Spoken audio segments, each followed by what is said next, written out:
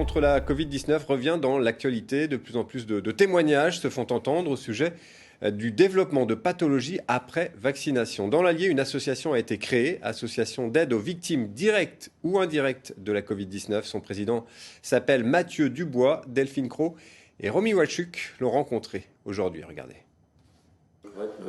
Elle fait désormais partie de sa vie. Sa béquille l'accompagne partout. Ça fait déjà 20 mois. 20 mois. Ouais. Déjà. Ça tourne. Où tous les jours le matin, mon corps me rappelle que on est malade. Le 10 septembre 2021, Mathieu s'est fait vacciner pour la première fois contre la Covid-19. Le lendemain, son état de santé s'est brutalement dégradé.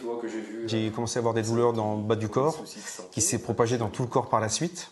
Donc des douleurs, des spasmes, des fourmillements, des brûlures, des raideurs, beaucoup de douleurs, énormément de fatigue. J'ai jamais eu de soucis de santé particuliers avant tout ça.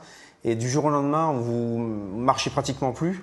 On se dit qu'il y a forcément quelque chose qui est lié avec cette injection. Des symptômes neurologiques qui ont bouleversé sa vie. Aujourd'hui, il se bat pour être entendu. Je ne suis pas anti-vax, je ne suis pas complotiste. Je crois à la science. Il ne faut pas oublier qu'une injection, c'est un médicament. Donc on sait que chaque médicament, il peut avoir un effet secondaire. Donc là, effectivement, tant mieux si ça peut aider beaucoup de gens et c'est le but. Mais on fait partie malheureusement d'une minorité où aujourd'hui, on n'est pas reconnu, on est mis de côté. Alors il a décidé, avec d'autres personnes dans la même situation que lui, de créer une association de victimes de la Covid-19. La première réunion, on était 25 personnes. Là, on va tabler sur 60, 70. On est 80 dans l'association. On a des contacts partout en France, même dans les dom-toms.